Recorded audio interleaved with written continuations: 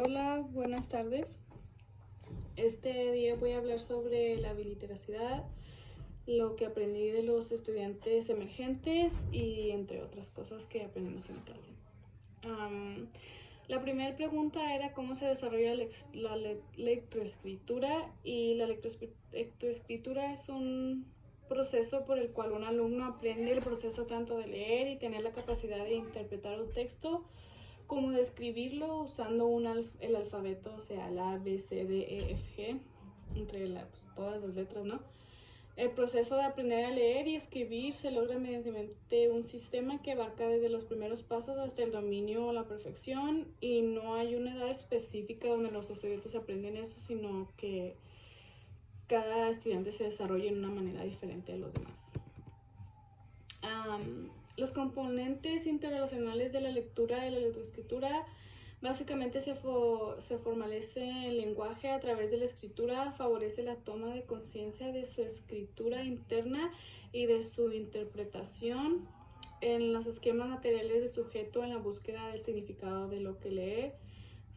Básicamente es cuando la persona o el estudiante entiende la lectura que está leyendo y hace un significado de lo que lee. Es la comprensión de la lectura con toda la implicación cognitiva y afectiva que lo es propia, pues ya sea escritura creativa o formal. Y la biliteracidad se trata de un uso tanto oral como escrito de la lengua, y así es cuando sabemos si el estudiante comprende la biliteracidad, que es pues, saber leer en los dos idiomas o en tres idiomas o cualquier idioma que estén aprendiendo.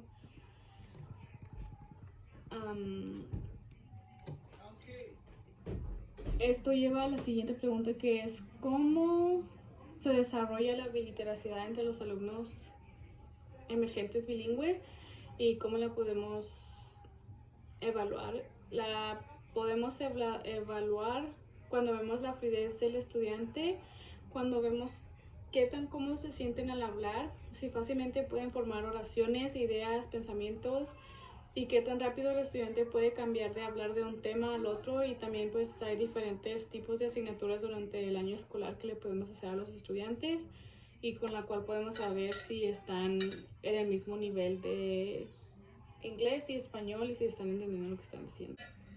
Ahora, si el alumno tiene dificultad para la decodificación, la fluidez o la comprensión, hay investigaciones que muestran que la mejor técnica de instrucción para desarrollar la fluidez es la lectura, lo cual va al siguiente punto, que podemos proporcionar práctica de lectura oral guiada utilizando textos decodificados o controlado por nosotros los maestros.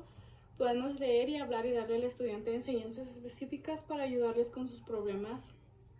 Mencionó una maestra que yo tenía en segundo grado y yo tenía problemas de español e inglés, y la señora me ayudó a entenderlos usando el español y el inglés y viendo las diferencias entre los lenguajes y las similitudes. Ahora, cuando somos maestros, porque tenemos que planear bien la lección de la biliteracidad, y independientemente del nivel, es importante la planificación de las lecciones, porque pues lleva básicamente la intención del currículo, lleva la enseñanza, el aprendizaje y los diarios en salón de clases.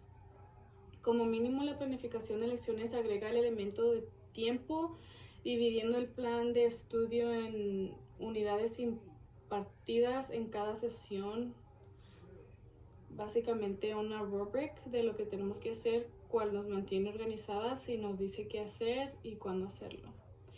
Y luego, cuando hablamos de eso, nos vamos a la otra cosa, que es el TICS de español y el TICS de inglés. Tienen la similitud como SLAR en ELR, 2B y 2C. Tienen la misma cosa pero diferentes palabras. So recognize the change in a spoken word when a specified syllable or phoneme is added, changed, or removed, and that's 2B.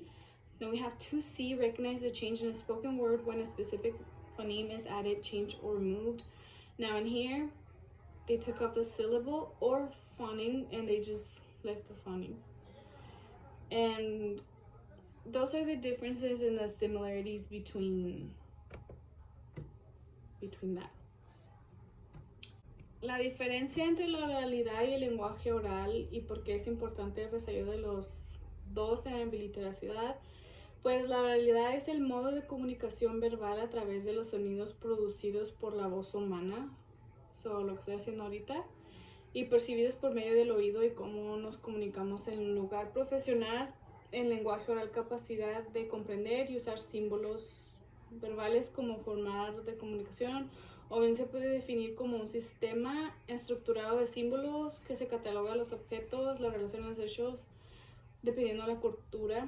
Entonces estamos hablando de esto hace tiempo en la clase y yo no puedo hablar como hablo con mis amigos igual en la clase.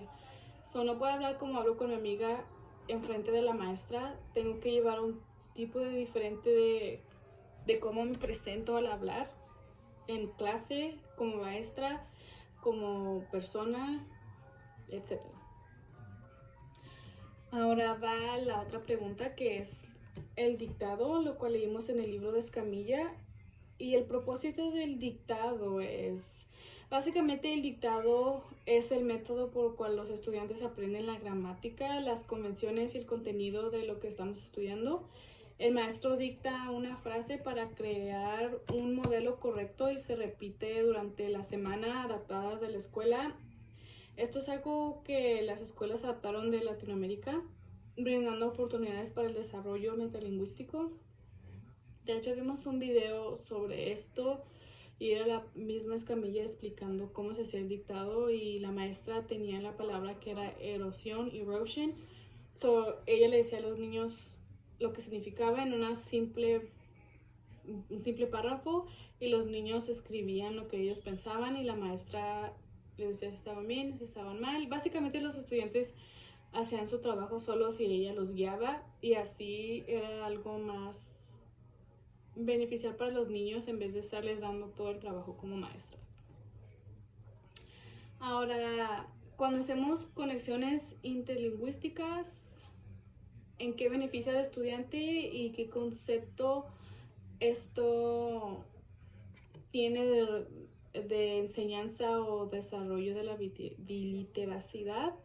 Y cuando usamos las cross-languaging, analizamos un segundo idioma para desarrollar habilidades metacognitivas sobre los dos idiomas, y pues vemos las diferencias y las similitudes entre los dos lenguajes. También esto apoya la alfabetización del bilingüaje y integra los dos idiomas, y vemos, como dije, lo mismo, lo diferente que tienen, igual que el TICS de español e inglés. Y esto también ayuda al estudiante a enfocarse en sus cosas y también los ayuda a ver el conocimiento previo que tenían sobre lo que se supone que estamos hablando. Ahora, lo más importante, pienso yo, que se trató todo esto es la metalingüística y lo que es y cómo sirve para la biliteracidad. El metalenguaje habla sobre el lenguaje y el caso de la alfabetización bilingüe. Hace que comprendamos la relación entre y dentro de los lenguajes. Es la capacidad de identificar, analizar y manipular formas y analizar sonidos, símbolos, gramática, vocabulario y estructuras lingüísticas dentro de los idiomas, por ejemplo, en el inglés y en español. Además, es una de las 3 habilidades fundamentales necesarias para decodificar y comprender lo que estamos leyendo. Y esto fue básicamente lo que aprendimos este año. Y se me hizo muy interesante porque yo pues en realidad no veía lo que se llevaba a estudiar o a enseñar más bien a un estudiante que apenas está empezando. Incluso yo estuve en ese mismo lugar y se me hizo que lo aprendí fácilmente, pero pues no miré todo el trabajo que la maestra hacía para enseñarme. Pasen un bonito 2023.